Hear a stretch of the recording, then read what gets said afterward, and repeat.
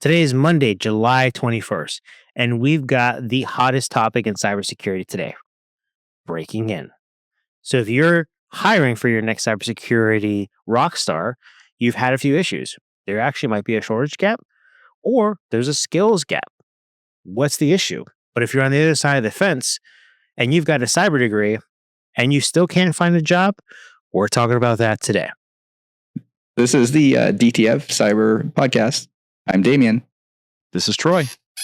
And it's your boy, Fern. Let's go.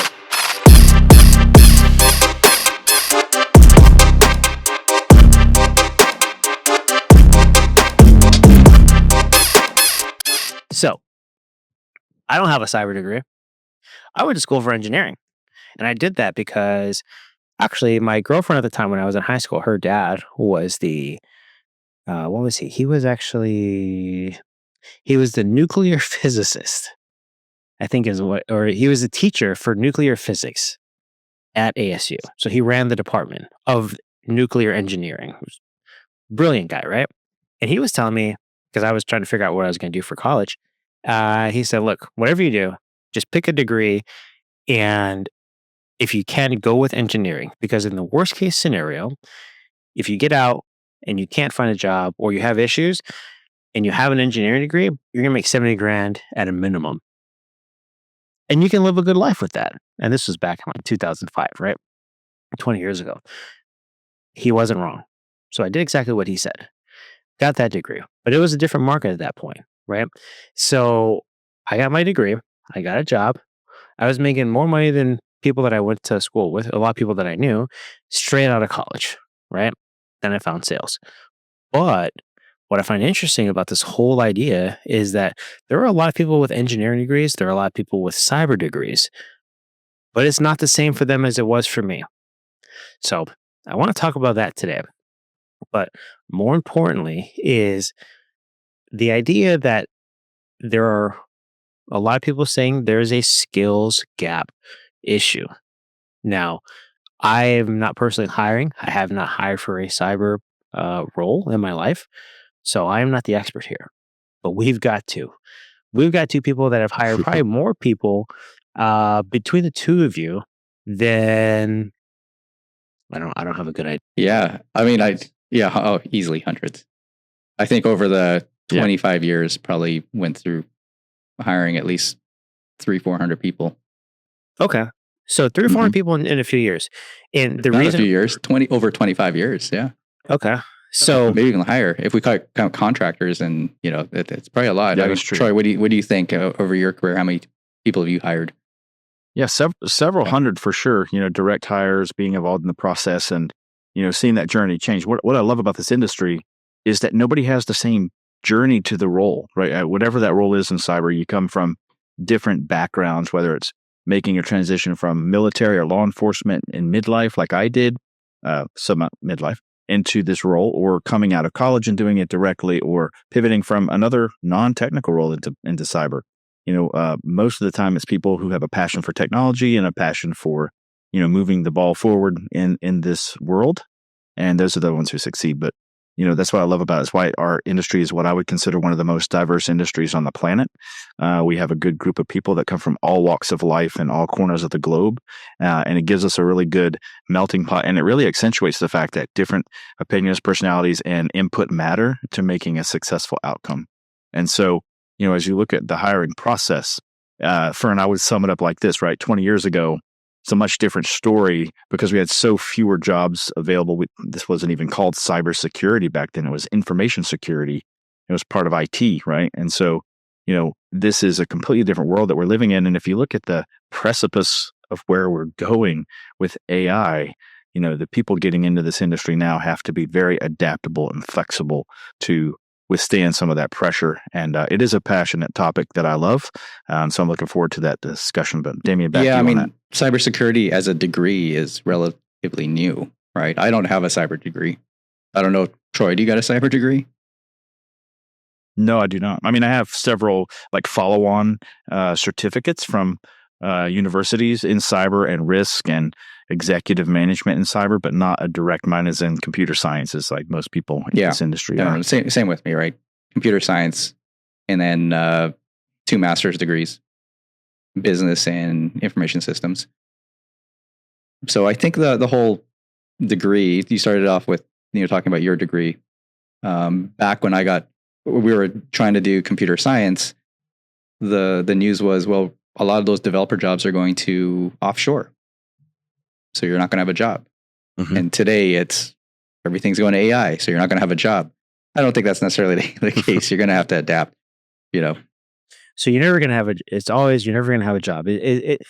What's interesting about that is, to me, it seems like there's a lot of people that talk about an outcome that can be fixed through a service that they offer, right? So a lot of times people say, oh, this is going to be this is the future. And you're like, oh my gosh, what am I supposed to do? And they're like, oh, by the way, we offer you this, right? So one thing that I want to point out, and why I think it's important to point it out early with you guys here, is if someone says it's going to be really hard to get into cyber, your chances of getting a role in cyber are pretty much zero. But I got this course, but I got this service, but I got something that I can offer, right? Red flags, 100% of the time, in my opinion, red flags. And like I mentioned to you guys earlier, unless this person has a service where they get you in front of the hiring manager, what's the point? Because unless you're being seen by this person that's actually making the hire, I don't think there's really anything that they can do that is worth the money that they charge. Yeah, but you don't need to pay for that, because there's a lot of headhunting companies that will take your resume and your profile and put it to their database. But you're just a number at that point, right? Like, we talked about this before. Most of my jobs, and I'm sure Troy will say the same thing, have come through relationships or people you know. Mm-hmm. I don't think Yes. I'm just trying to think back through my career. Maybe there's 2 jobs in my career that I didn't really know the hiring manager or the organization. I kind of just applied and got the job. But almost everything else was a referral, or I knew somebody who referred me in. Yeah, I think that's kind of what I'm getting at, is that if you pay for a service, chances are you're just paying for information, right? You're not necessarily paying to open a door, realistically, unless there is someone that's offering, pay me a few thousand and I'll get you a meeting with someone. I'm sure that exists, but that's a lot of money, and not necessarily feasible for someone that is starting a career, right? Someone that may not even have that in their bank account to live off of, right? Let alone pay that to try to find their next job. So we're just going to assume that doesn't exist. But otherwise, like you said, if you submit it through a recruiting firm, you essentially become a number. But like what you also said is that if every role that you've had, majority of the time, has come through a referral, through the network, through people that you've met, I think the most important part that people need to realize is that it's not about what you know. It's important. It's about who you know. Because who you know will get you in the door. What you know will keep you there. And I think there's a lot of people that focus on the what they know versus who they know first. And they end up building these skills and not necessarily knowing the right people to even talk to. But what were you going to say, Trey? We talked about this on we talked about this on a previous podcast about the importance of local chapters of ISSA and all of the community events that happen, and the luckiest people that I know are the ones who work the hardest, right? So the harder you work, the luckier you get, and that applies here, right? So if you are out there looking for jobs, the first thing I do when I see a job at a place that I want to be interested in, I look at the people that I know that may know someone there. So it's not always that you're directly connected to the hiring manager somehow, but you might know somebody who does, or you might know somebody who knows somebody in the company that can make an introduction. A warm intro is so much more powerful than, just cold applying through resume after resume. That, these AI things pick up the resumes and they look for keywords, and sometimes the best candidate gets, pushed to the side for no reason. So I just always like to follow up and make sure that, if you do have the opportunity to know somebody at the place you're trying to get into, use that as a warm introduction. At least get that first interview, because a lot of people that I know, and I'm sure Damian, you know a lot of as well, they're pretty sharp. They interview well, they have a great resume. And so once they get that opportunity, they can really shine. But if you never get the opportunity, you never have that opportunity to see if you would have been a fit there or not. I think it's just something important that, at least that I picked up on, is if someone's working in the world of cybersecurity, at the most foundational level of the practice is one important thing. That's trust. Without trust, you have nothing, right? And that's something that we've said before. But I think outside of the realm of the role itself or the practice, it's almost like inherent with the people, because if you don't trust, no one's going to take a referral from someone that they don't trust, first of all, right? But as a practice, if by default in general situations, trust is the most important part of the career, right? Or the practice itself, there's no way that trust is not one of the most influential decision-making factors when it comes to finding your next hire. So when you're looking for someone, you're going to trust someone that you know is in the same industry and who they refer, because you trust them. People that don't have any experience. So okay, there's two sides to this, right? Mhm. And I think we're gonna have to separate them, because the first side is, as a hiring manager, that this article is saying that there's a skills gap. They can't find enough people. What were the numbers like? 24% of cyber job posting require less than a bachelor's degree was one of them, right? Entry-level positions are asking for 3 to 5 years of experience, which then creates an essential barrier for these people. Yeah, but there's also like 500,000 jobs, right? Or no, 500 million jobs, was it? Let me see if I can find that number. I think it was... Should be 500,000 for sure. But I think that the thing here to say, Damian, is that I keep hearing about this skill shortage, but I know so many people trying to get their foot in the door. And we say 3 to 5 years experience is ridiculous. That's not entry level. That's, moving up in the ranks, right? So we talk about intern to work programs. We talk about military transitions into the workforce, law enforcement or others who have cyber experience. I say law enforcement because that's where I came from, cyber detective to, cybersecurity. There's a natural transition there, but there's so many people who leave other blue collar jobs to come into the industry as well. So those are true entry level, right? Hang on a second. Okay, let's look at it from the hiring manager perspective first, and then let's flip it as people who are trying to get started, because I think there is a disconnect. There are hiring managers saying, I can't find people. I can't find the right skills. I can't find. So let's just take that angle first. The other angle is that like you said, there's a lot of people I know that have reached out to me either on LinkedIn or at conferences saying, hey, I'm looking for a job. How do I break in? Or even people that are working jobs now trying to find their next opportunity. And they're like, what's with this skill shortage and the gap? I can't find a job. So is it real? Is it not real? So there's a disconnect.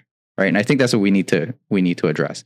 But and then my question to you, Damian, is that hiring manager looking for a specific set of skills? Are they looking for entry level? Are they looking for managers, directors, or even senior leadership? Because there may be skills gaps in every single one of those positions that we may not be talking even about entry level jobs here. We may be talking about mid management, security operations centers, vulnerability management, pen testers. Yeah, those are more sophisticated. No, jobs. That's a good point. Right. That is a great point. You can't go out there and just find somebody who has all this experience and expect to get them for under market value, I would say. Right. Because I think that's another problem.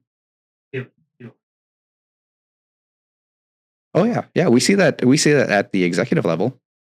Right. We were just talking to a colleague. I think that's the key. Yeah, I think that is absolutely the key. And I think that was, we were going to hammer on this a little bit longer before we got there. But, I see this stagnation of salaries in our industry that people just don't want to pay for the talent. And we used to have, when there was scarcity or more scarcity than today, we used to see where people would just jump from company to company to get $5,000 or $10,000 bonuses or raises. And that kind of sidled off. But I think that, companies are really, keeping the wages down. Yeah. So here's a perfect example. Fern and I had a text going on with a friend. Right? There's a job, there's a CISO job. We were talking about this. And it was pointed out that the job got decreased from VP to senior director, but it was still CISO. Yeah. It was the person recently left the role as a VP of security, but they were hiring their replacement. And this isn't in my words. This is literally off of their LinkedIn profile saying, hey, I'm honored to find the replacement for my previous role because I'm transitioning out. And in the job description it says senior director, and then you click on the profile and it says VP. So the The replacement is now a senior director instead of a VP.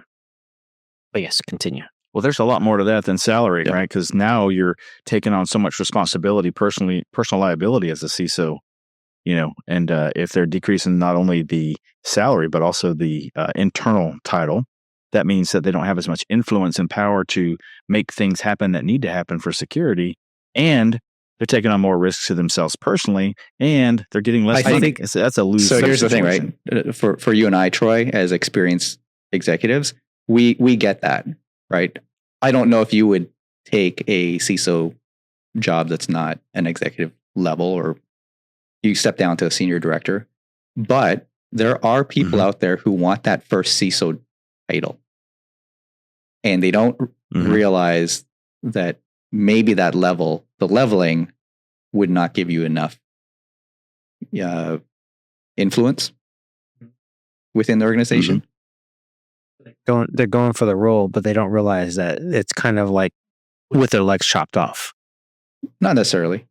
I mean, I'm not saying don't do it. I think there are certain people that want that opportunity and are totally willing to take that and take with less money. And then there are other people who are looking for CISO jobs that look at that and say, you know what, that's not for me, because it's a level down and I have too much experience for that. So, okay. Yeah, I think it's a great first step for somebody. Like you said, Damian, we all have to get into the CISO seat the first time at one point, as he says, right? I don't fault the CISO at all. I fault the company.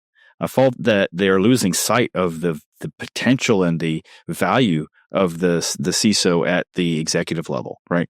CISOs are so important, not just for protecting the company from cyber attacks, but strategic planning. What applications are we going to build and deploy? Which companies are we going to buy, and what's the risk to the company that we're buying? So there's so much more that a CISO is from an executive level and a business strategy than just a cybersecurity person that's stopping threats. Yeah, well, okay. So let's move down the stack, because we started at the executive level.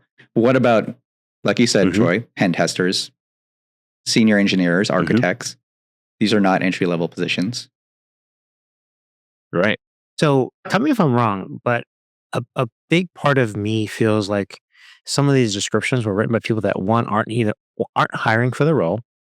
They don't understand what the role is requiring, right? So maybe as an industry, the leaders in these hiring positions need to really take a step back and look at these job descriptions and kind of really realistically think about it and say, is what we're asking for a realistic expectation from, in my experience, my opinion, right?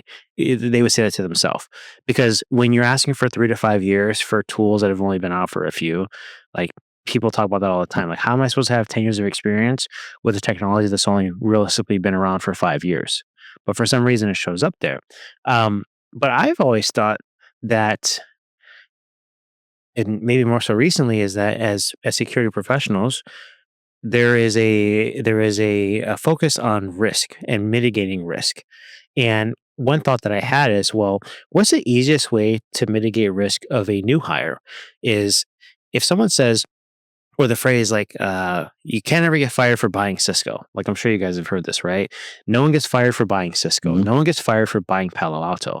Well, no one gets fired for hiring a new person that's supposed to have way more experience than they realistically should, because you've kind of built this barrier to say, yes, it's an entry level role, but I've got someone that's not entry level. So to me, if you're going to offer a role that has a requirement for 5 to 10 years of experience for entry level, are you really just doing a CYA because you don't want to actually take on the risk of someone new creating an issue that will roll up to you as a leader? Like, is that possible? No, I don't hire entry level with 5 years of experience. I don't. Troy, you mentioned that, but we don't. There's just no way you can do that. I've heard that though. I have heard that in the community, right?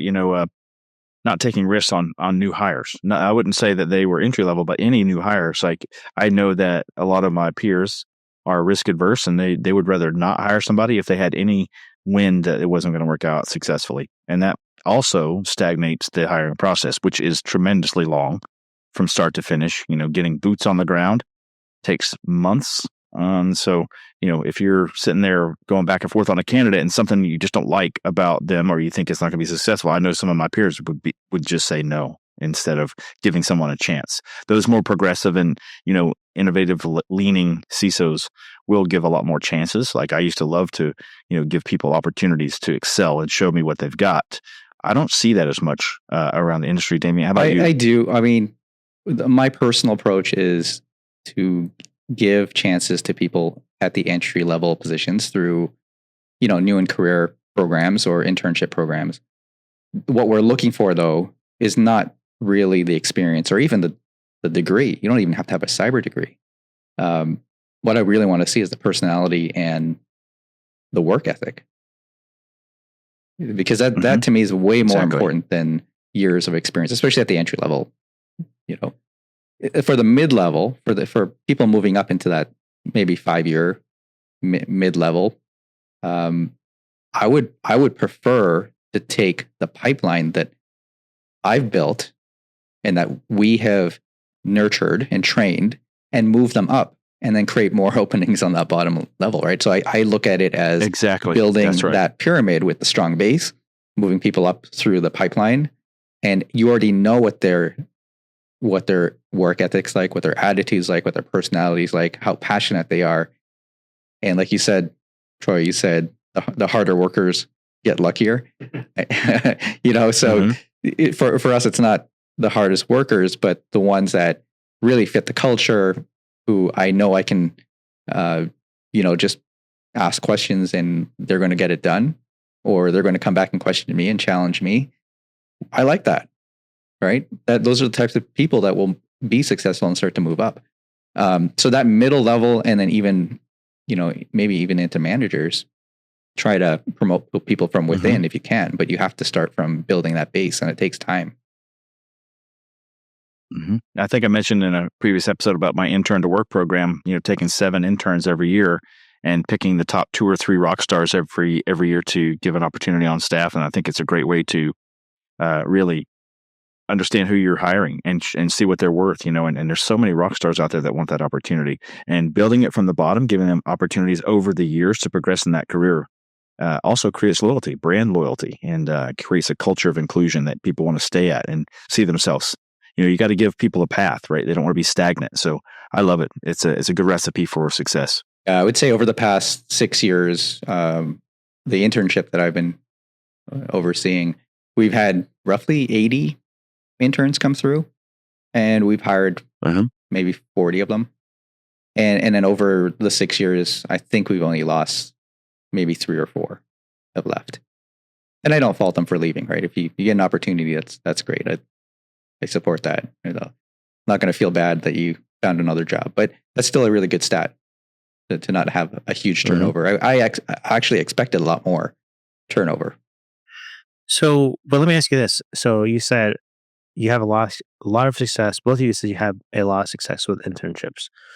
What would you say if you were to give a number, the percentage of people in those internship roles that are college graduates or recent college graduates versus career shifting or moving into or trying to move into cybersecurity through another career? Because I think it's important to draw a line of distinction between who is fresh out of college that might be more appealing because they have maybe a cybersecurity degree, maybe no experience.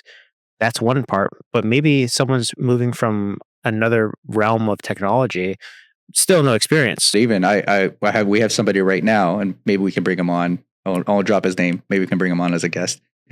Who was a bartender and restaurant manager, and this is like a mid-life career change to get into cyber. Did an internship through his last year of university, and is now hopefully working his way into a job. Okay, but got through college with cyber experience or no? I think his degree now is technology and cyber. Currently, right? And went back to school. Yeah, so that was one thing, Fern, at my last job, it was probably 100% university students, and they were in their 10th, 11th grade in going into when I came in to my last role. And then I changed it to be 50-50 50% university students from local universities, and then 50% of people from other walks of life, and making that midlife pivot. And, I found very successful in both areas. And I'll use the example of this one young lady who's a rock star, was working at the Valet, one of the local casinos in Vegas, and she took it upon herself to go to ISSA meetings and get educated and get certified. I gave her an opportunity as a contractor, not an intern in this case, because we needed help. And she went from contractor to full-time and is still probably outshining everybody in her department. So, yeah, those are some really great success stories. Yeah, and I've even had interns come in with math degrees, math majors. We had one who was a music major. Hey, there's nothing wrong with music majors. Lester was a music major. There you go. And he's a CISO. Yes, he's the CISO for Arizona State, right? ASU versus U of A. Okay, yeah, we don't want to mix up the wrong colleges, right? So, but yeah, music degree, and actually his first role was a CISO. Funny enough, his first job in security was CISO, right? But what he did was he had worked side by side with the departing CISO, to where it just made sense that he was the right person for the role, because he was the person that understood everything that was going on. And what he did was he made an effort to put himself out there to be useful, to be helpful, to be like this rock star that you mentioned, Troy, where they're going above and beyond, doing more than is required of the job. And I think that's the one thing that a lot of people don't necessarily think about is, if you're not in cybersecurity, how could you get involved, right? What are the things that you could do, whether it's locally or internally at an organization, to kind of put yourself in a position of consideration when something does become available?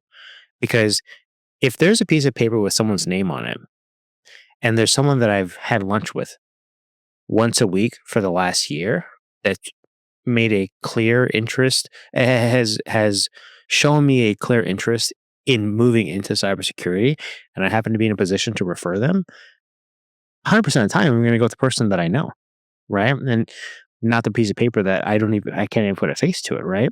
So I think that's a big part of it too, is a lot of times if someone isn't in cybersecurity and they're looking to get into it, so we're just going to assume that the internships generally take on new college graduates, right? But if you've been working in tech, or if you've been working in a career for a while, the path for you isn't as clear. But it becomes more clear when you find the other professionals in security, and you just make friends, and you do things that maybe you're good at that can help them, or at least put you in a position where they think of you when something does become available. And even if they don't think about you, if you happen to find a role that opens and say, hey, like, I just saw this role open, I think I might be a good fit. Do you know the hiring manager? Can you tell me who it is, or like who is it internally that I can talk to? And can I drop your name? Like, that's just like the back door into getting in, right? Without having to have that recent college exposure, where if you're looking to get in, you can still find ways. You don't have to go back. You don't have to pay for courses. You don't have to do all these things. You can simply just be useful. Yeah. Well, Troy, what do you think about people that don't have degrees? Do you think a degree is mandatory? I don't think so. I think in today's world, depending on what role you're going into, showing proficiency and technical ability is a lot more important than just a piece of paper. And I take nothing away from my degree or anybody else's, but I mean, there's a lot of very smart people who have degrees that can't succeed in cybersecurity. We've seen them. But I want to point out something else I was thinking about as we talked here. We keep talking about rock stars and people who are highly motivated, and we see success and so on.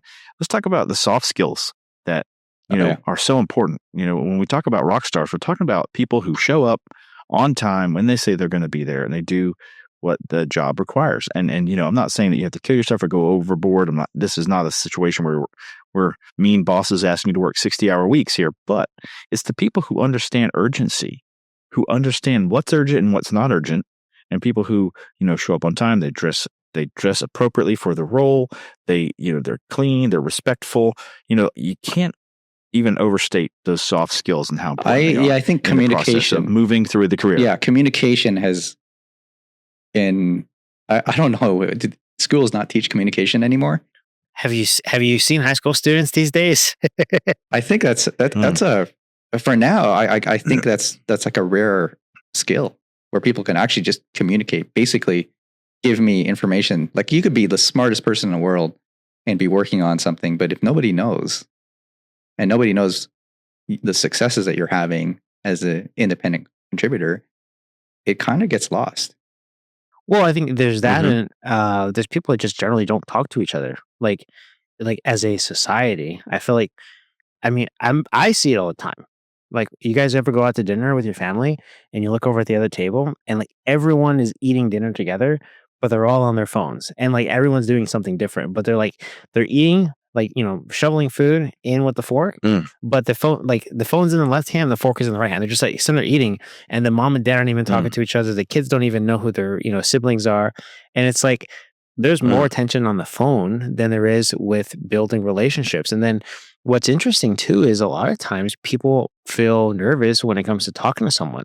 So instead of picking up their phone, like, I mean, for you guys and probably for me too, I'd rather like pick up my phone and call someone and just ask them a couple questions. Nowadays, it seems like a lot of people would rather just shoot a text with the little emoji at the end of it and see what they get back, and not necessarily have an interaction. Yeah. And there's so much, so much you can't get across in a text. No, there's a lot of like context, right? Or even like tone that you can't necessarily get through a text message. So and it's nuanced, right? And so it's not just the tech, Fern. I think it's something deeper than that. It's our society today. Kids don't talk to each other anymore. They text. It's not because they are misbehaved or not doing what society expects them to do. It's just that's become the culture. My children would absolutely rather text their friends than to get on a phone call with them. We still pick up the phone and talk to each other. So I think it is a cultural divide that we're heading towards. And I don't know how we fix it, but just, as we are thought leaders in this industry, we're just going to put it into the ether that you need to communicate and be able to express yourself. One thing that really helped me, because I came from being a detective, a real-life homicide detective, working case files and investigations in cyber, helped me was putting together a linear timeline so that when I'm giving information to someone else, like if Damian asked me what's going on with an incident, as an example, this is so important that a lot of people miss. Start from the beginning and tell that story very linearly and connect it in a timeline. That makes sense. At 5:00 today, we got an alert that said that there was this thing going on the firewall, and then we saw it move over here, and this happened, and then the user over there got this alert. We took these actions, we reset their tokens, and we believe the case is closed. See, it's very linear. Start. There's a start and there's a finish. I talk to people sometimes who just shotgun information at me, and then I'm totally confused about what just happened. I have to put the story together in my head, and it doesn't make any sense. I don't know. So maybe AI will fix that. I have found. Do you think AI can just build that? Most successful people I've found is like tell that story. Yeah, I mean, they certainly can, but I think those who can communicate that, as you mentioned, Damian, communication is a lost art. Being able to really clearly articulate something from start to finish. And that's what you're describing is writing that up at the end. What happens through the entire? It's a phone call. No, through the when my boss calls and my boss calls and says what happened. Yeah, well, your boss shouldn't have to call, right? You should already be saying, "Here's the updates. I know we have an incident," and then be giving regular updates. And that was my point to some of these entry level people is that look, you don't have to wait until I ask you the question. If you think it's important information and you're actively working on something, give the updates. Yeah. Or maybe the way I think of it is like it comes down to clarity, right? Like how consistently do you communicate? But on top of that, how clear is what you're communicating? Because I think outside of just the security world or just the world in general where people rarely talk, it's really hard to get like clear answers from a lot of people because they just either assume certain things or they expect that you understand. They talk in jargon. They use abbreviations in situations. And I forget who it was. It might have been, I don't want to say who I think it was because I don't know for sure. But there's some companies out there that don't allow abbreviations in phone calls, like in team phone calls. Like you can't use any sort of abbreviation or acronyms for a word because it creates a world where someone in that room that doesn't understand the abbreviation will not speak up. and the call will finish, and there are people that will exist on that call that won't know what just happened, right? So that kind of goes back to the clarity part. Is if I'm using jargon that someone else doesn't understand and they don't speak up out of fear of just not being. I think that's the point. Like if you don't understand what's going on, shouldn't you ask the question when the conversation is happening? But that's where we're saying this communication is not happening in the right way. So in a normal conversation, if you're talking about something and I don't understand, and we have this all the time, we might be talking about bourbon or cigars, right? And you've asked questions. I'm not an expert by any means, but I might say something and you're trying to clarify. What do you mean? What do you mean that's not how you light a cigar? Right? So but in a tech conversation, I think if they're too scared to ask that clarifying question of what do you mean, that's the root of the problem.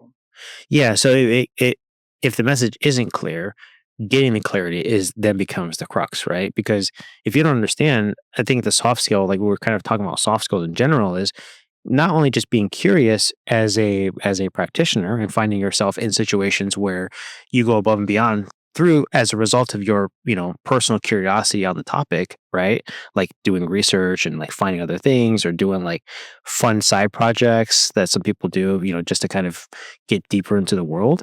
But if you don't ask the right questions to clarify, that becomes an issue as well, right? So, but that essentially, you can't learn that in college. Like there's not an exam that you can take that teaches you how to do that. You just have to be able to have that skill, or at least be aware that if you don't, that it's something that is worth looking into, and understanding that if you don't, search for these answers, you're kind of missing out on a soft skill that would essentially put you in front of a lot of other candidates in a situation where there's a competitive, right? Yeah, I want to flip that around too, because I think there's a lot of leaders out there who don't have basic communication skills. I've seen that. So not just the people, 100%, yeah, not 100%. just the people on the team, but what about the leaders that don't, communicate what the direction is, or communicate what some of the directive is for the team? That's happened too. So I don't want entry level or mid-career people thinking that it's just them. I've seen it all the way up to CISOs. I've seen CISOs. I've questioned, how did you get the CISO role? Because you're not communicating. Yep. You kind of go hide, right? I've seen that happen where their team would actually call me and be like, "My boss disappeared. This is what's going on.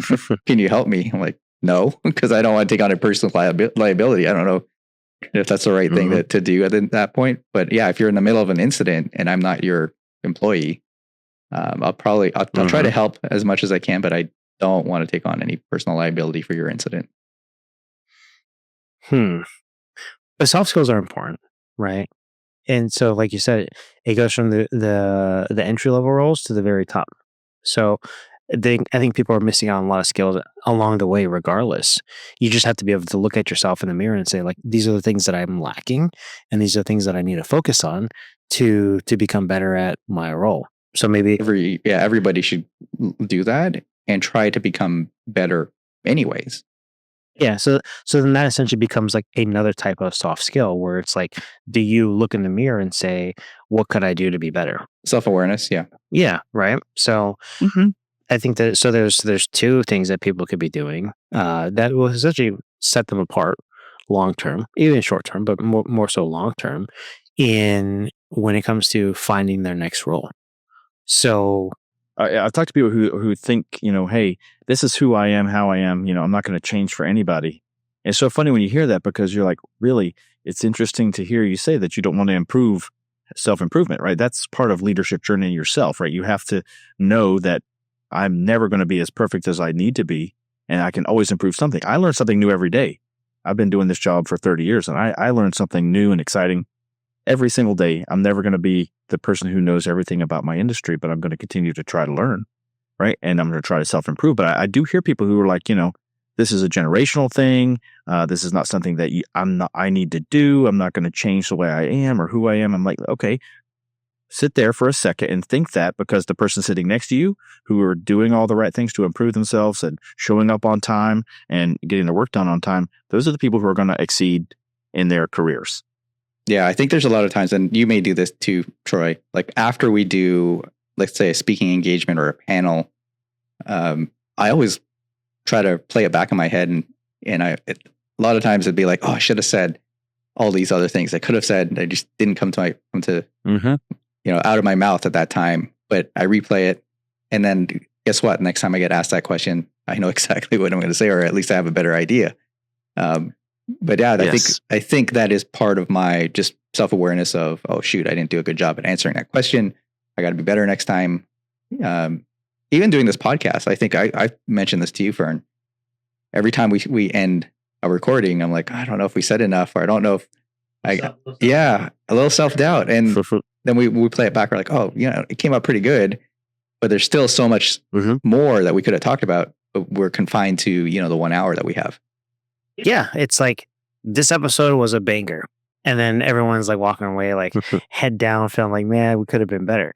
But I think that kind of brings to another point that was in the article, right? Is they talk about the diversity gap, right? And they're saying, so specifically, women make up 25% of the cybersecurity workforce. So very low percentage. And even lower percentage of that is what they called Latinx, Black, Indigenous professionals, under 10%, right? So I've talked to enough people through the other podcast, and it's come up a lot where there's imposter syndrome, right? But specifically, there are women out there that if they do not meet 100% of the qualifications, they just will not apply. And this has come up multiple times where there is a form of self-doubt, a lack in skill set, and you could have like 90% of the skills required on your resume for a position, and people will not apply because they feel like they're not ready for it, right?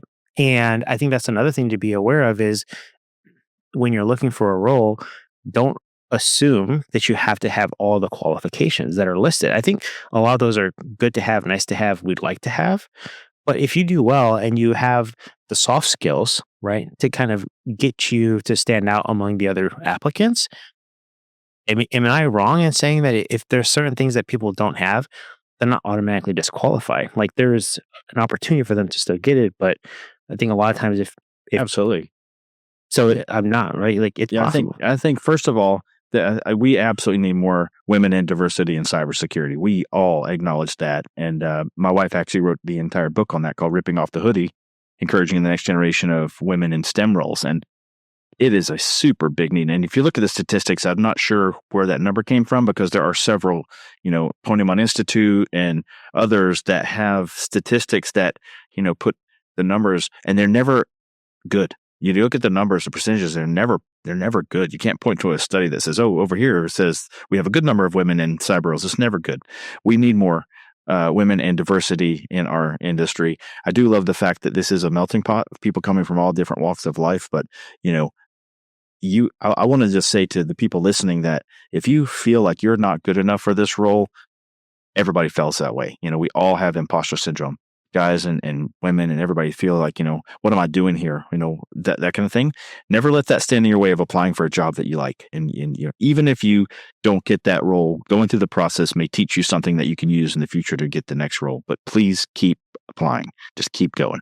Yeah. Don't use imposter syndrome as an excuse is what I always say. Use it as if you feel uncomfortable, I think that's a good thing because it means you're going to learn.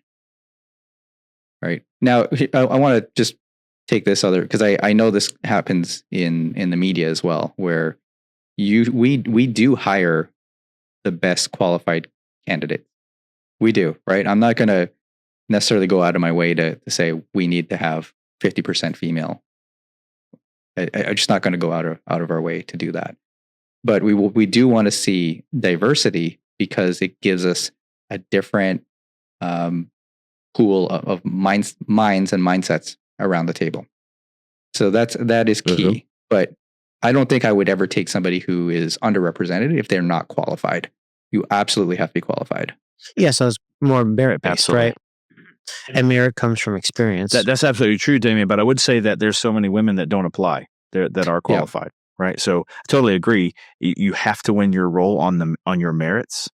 But I really feel like there's some women or minorities that don't feel like they stand a chance because of societal pressures or other reasons. And so what I'm saying to those people are apply. Please apply. Go for it. Well, yeah. So that, like, I think a really good example of that might even be your wife, right? Because she is technically a CIO and a CISO, right, out there in Vegas. And I'd be curious to hear, like, maybe some of the things that she's been through, where maybe imposter syndrome kind of. I'm sure, obviously, you guys have been married for a while, right? So I'm sure there's maybe some stories there, but I'm sure there's situations where she's come to you and say, "Hey, like, this is what I'm dealing with," right? And it's 100% something that you've probably never even dealt with, just being a male in the industry, right? And I think that's another thing that needs to kind of be talked about more, is that in order for a lot of the females in the industry to kind of come up, they deal with a lot of things that are different than what males deal with. And a really good example is, not, I don't want to say like discrimination, but there are times where I've heard stories where someone will look at a female and say, "Oh," um, or the person in this role will say, "This is what I do," right? And someone on the other side of the conversation will be like, "Oh, are you serious? Like, what do you mean you do that?" And there was a really good example of this recently on LinkedIn.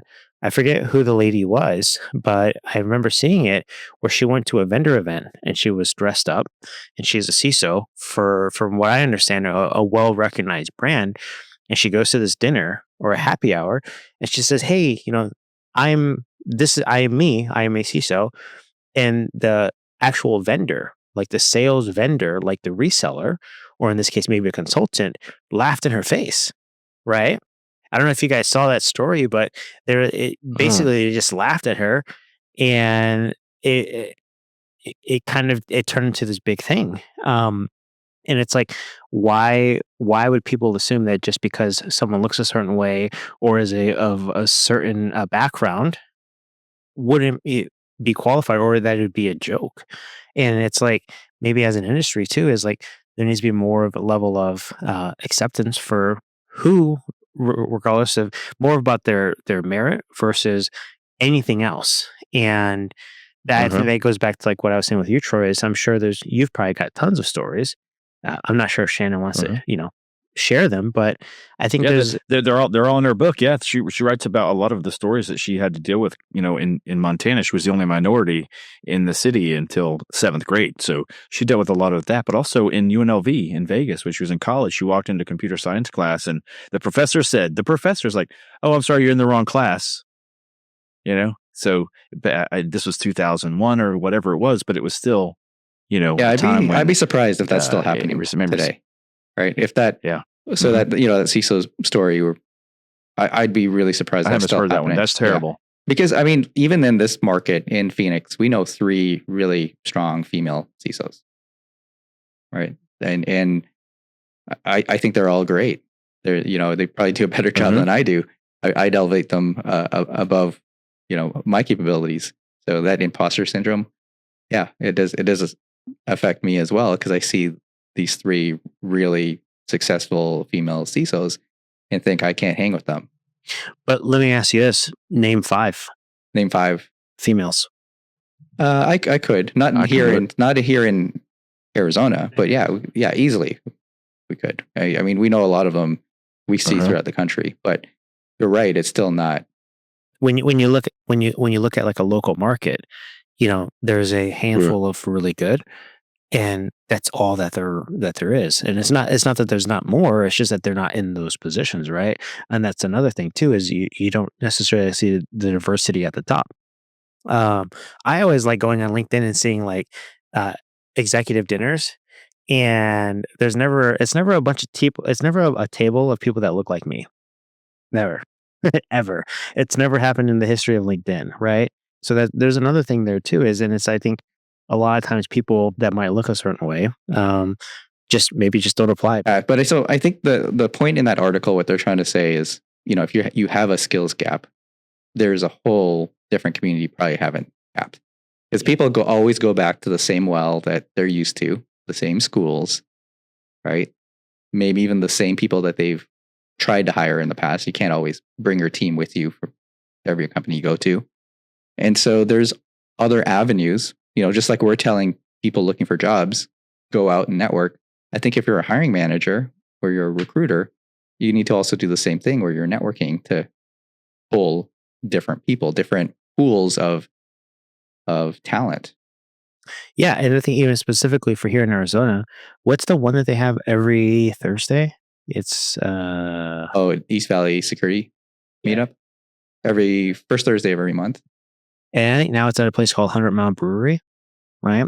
So if you're listening and you happen to be in Arizona and you're a hiring manager or an engineer or maybe even just looking to get in, like there's a local event and there's people that will be there that you will recognize, right? That you will know from their positions that they hold here locally in Arizona. So just a little plug for some of the local things that we have going on. Every out level here. too, like entry level, people not even in security trying to break in, all the way up to CISOs, and CISOs rocking full sleeve tattoos.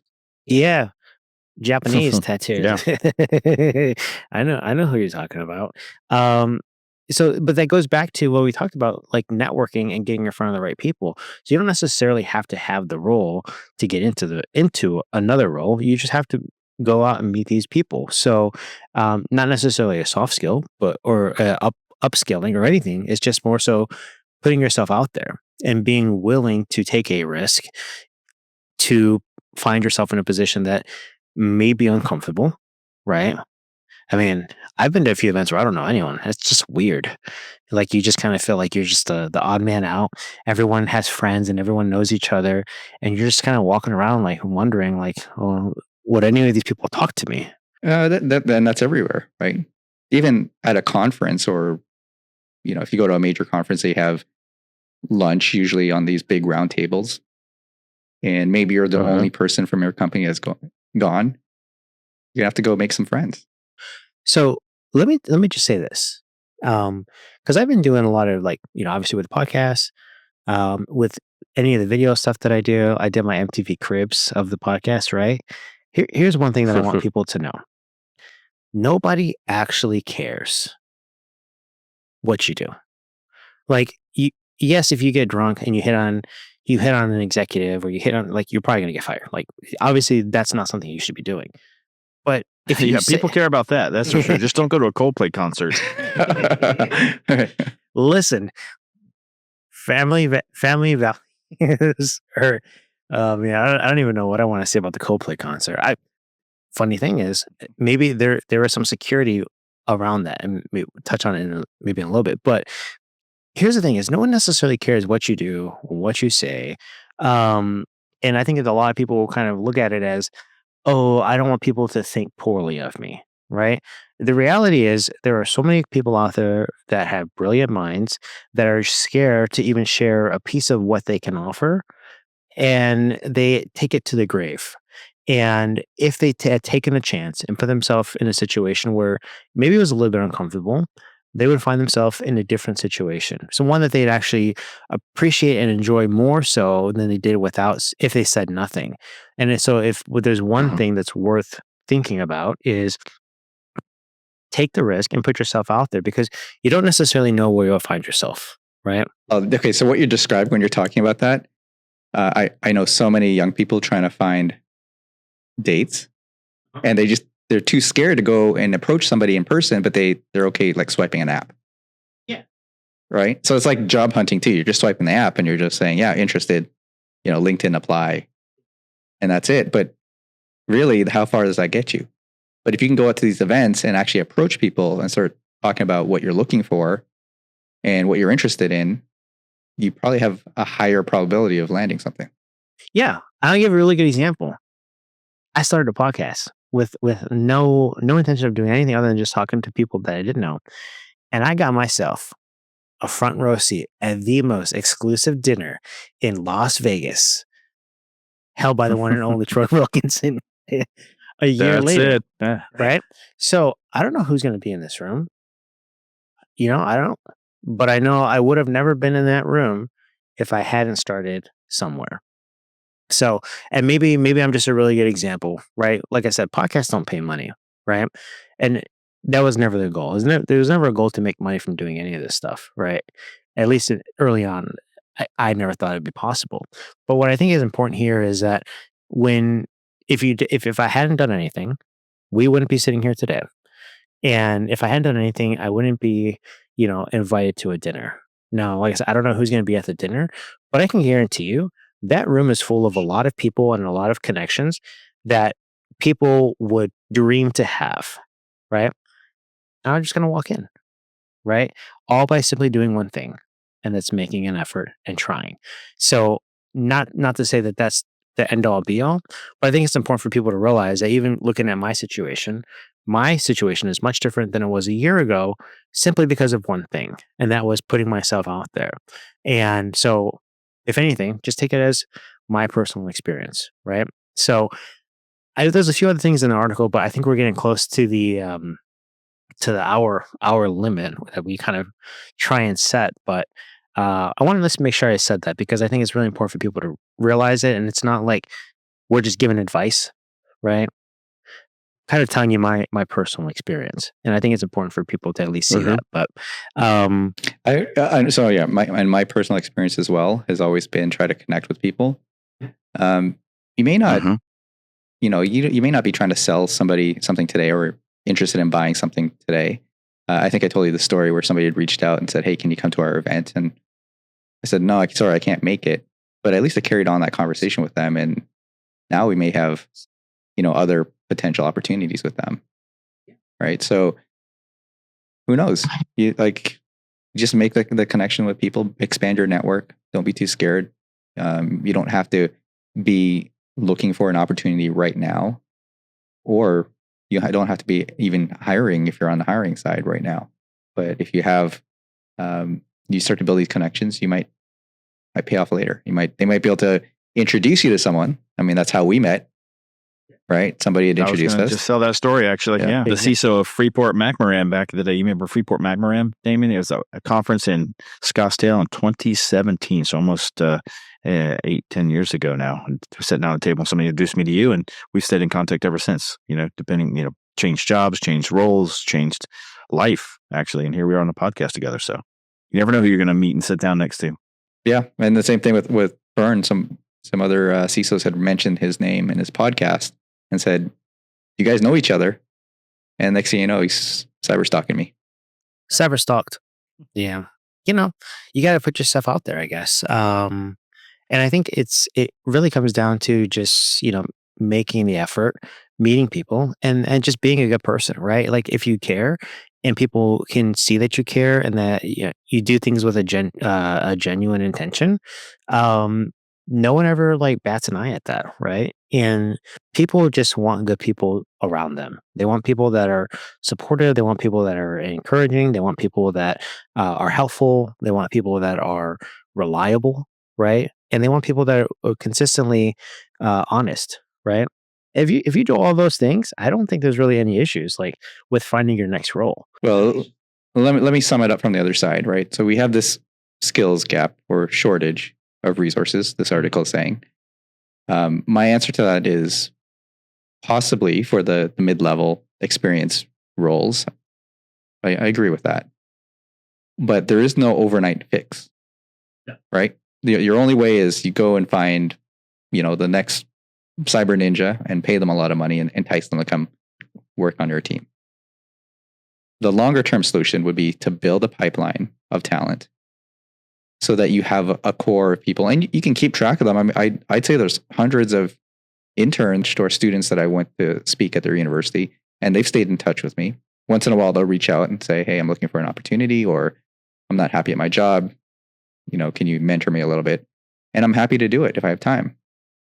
Right. So those people just naturally become part of my network. And guess what? 5 years from now, they're experienced. 10 years from now, they're probably ninjas. And so you build that over time as a leader by starting at the base. But you got to start somewhere. You can't just think you're going to get really good people available all the time. No, we can't get to 500 subscribers if you're listening and you don't have that subscribe button. I don't know what percentage of people listen that aren't subscribed, but it's probably over 60%, which is really interesting to think that there's close to 6% or more people that listen to the podcast that don't subscribe. So that's my gentle nudge, if you've made it this far, to hit that subscribe button. Because we're trying to get to 500. And I forget what 500 offers us, but it's probably something cool. I don't know. Is it something cool? I have no idea. I don't know either. But 500 sounds a lot better than whatever it is right now, right? And it's way better than saying 86 for my other podcast. So do us a favor, hit the subscribe button. Hopefully you enjoy what we talked about today. Well, actually, Troy, I don't want to just like send us off, but what are you thinking? What's your mic drop for this episode? Yeah, support your people. Obviously, leadership. Let's. I used to say maybe we're the problem.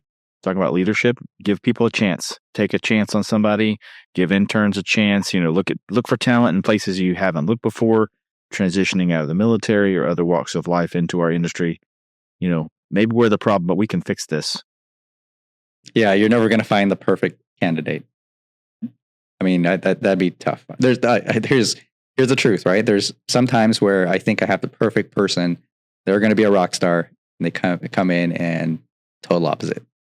And then on the other side, I've had people start their careers, make a ton of mistakes, and I think, man, this intern's never going to make it, and then they turn into rock stars.